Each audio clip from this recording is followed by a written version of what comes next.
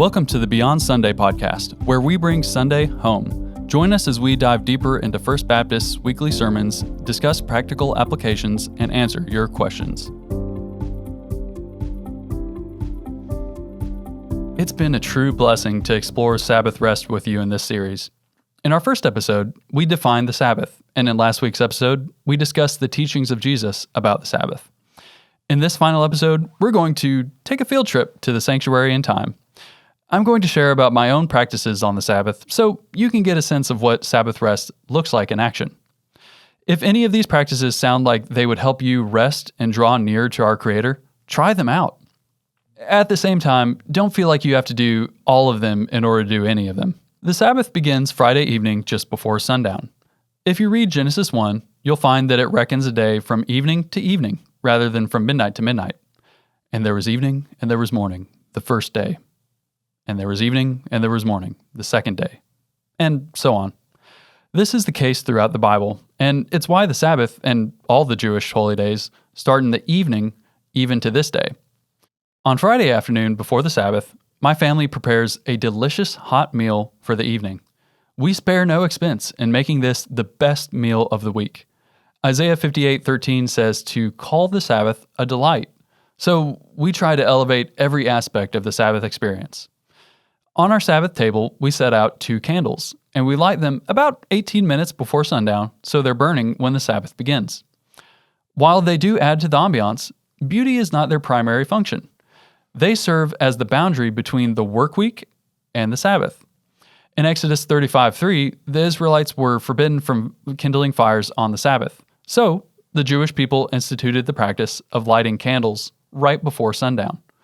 Practically, the Sabbath candles illuminate the home for the rest of the evening, but it's also a handy sign that the Sabbath has begun.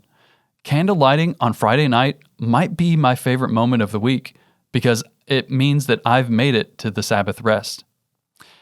Now, if you've ever texted me on a Sabbath, you might have noticed a long delay in my response. It's not you, it's me. Most of the time, I don't check my phone on the Sabbath. There are certainly exceptions, but I generally leave my texts, emails, social notifications, and work requests for another day. This practice is based upon that prohibition on lighting fire on the Sabbath. Judaism says that the electricity in your phone, computer, or TV is a kind of fire, so religious Jews put them away for the Sabbath. Again, just to be clear, I'm a Gentile Christian, and the apostles did not bind Sabbath prohibitions upon Gentile Christians. Instead, I check out because I want to check out. If your life situation allows it, you can learn a lot on a day apart from the world. I've learned so much over the years. The world does not go round because of me. Breaking news generally is not that pressing. Much of the time, my time is filled with filler. I do have time to read the Bible more. I need rest, and I will lean upon God's provision for it. So after a good night's sleep, my family attends a Messianic Jewish congregation on Saturday mornings. Messianic Judaism is a movement of Jews and Gentiles who believe in Jesus and carry out our discipleship in light of Jewish tradition and practice. We recite Jewish liturgy along with early Christian prayers, recite the weekly Torah portion aloud, hear a teaching connecting it with the Gospels, and then share a community meal together.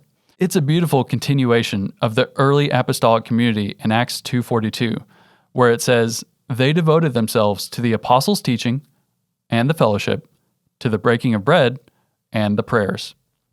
Now, it's worth taking a moment to talk about the Torah cycle. The Torah, which is Genesis through Deuteronomy, is the foundation of the Bible. Pastor D. Thomas Lancaster likes to point out that all the fundamental concepts of our faith, atonement, grace, forgiveness, salvation, redemption, find their definition in the Torah. Jesus and all his Jewish disciples grew up attending the weekly Torah reading at their synagogues. Many of the first Gentile disciples were regular synagogue attendees and heard the Torah every Sabbath. In the words of James, the brother of Jesus, in Acts 21, "From ancient generations, Moses has had in every city those who proclaim him, for he is read every Sabbath in the synagogues." We as contemporary Christians can still learn from this. Particularly if you've never read Genesis through Deuteronomy, I would encourage you to consider joining this cycle for a year. The New Testament will pop with new depth when you know the Torah. Each reading from the Torah cycle is only a couple chapters, and you can read it from your Bible at home. If you read it on the Sabbath, as James suggests, your voice will join the myriad tongues of others reading God's holy word. My family spends the rest of the Sabbath reading books, playing games, and taking naps. After the sun goes down and a little time passes, we gather to send out the Sabbath with a ceremony called Havdalah. It's a set of blessings acknowledging God as a God of order and distinction, again marking a boundary between the holy day and the regular weekdays.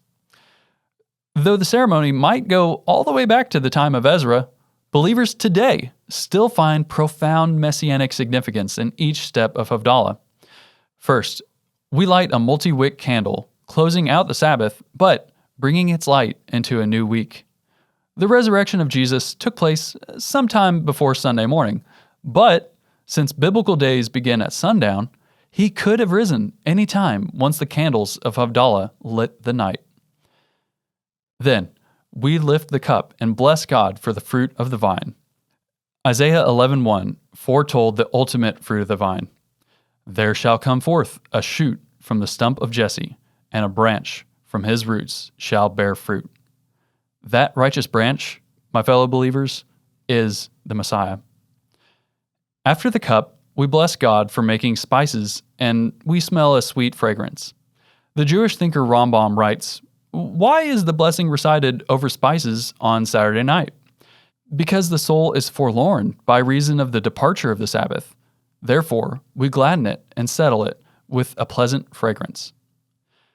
The melancholy of loss and the smell of incense is a powerful combination for disciples of Jesus, for we know that Nicodemus prepared Jesus' body with a mixture of myrrh and aloes, about 75 pounds in weight, according to John 19:39.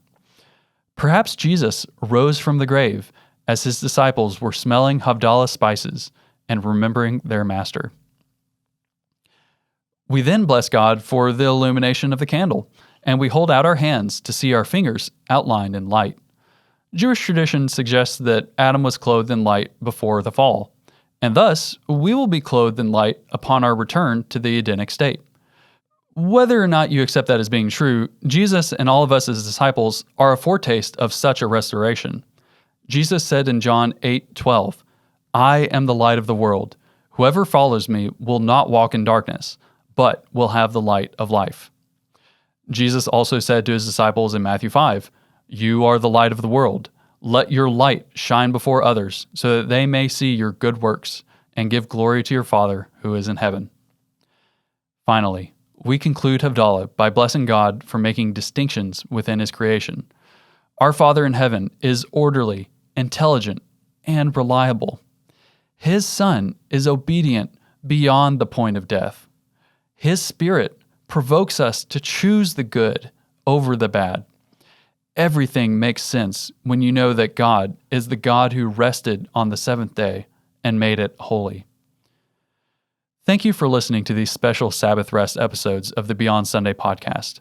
I pray that they have brought you closer to God and given you some of his tools for gaining rest and peace. May you find Sabbath rest in this world, and may we all soon enter the reign of Messiah, the day that will be entirely Sabbath. This week's episode is written and read by myself, Jordan Upton. Our producer is Jeff Reynolds, our engineers are Elliot Beckley and Jordan Evans, and our editor is Chad Walden.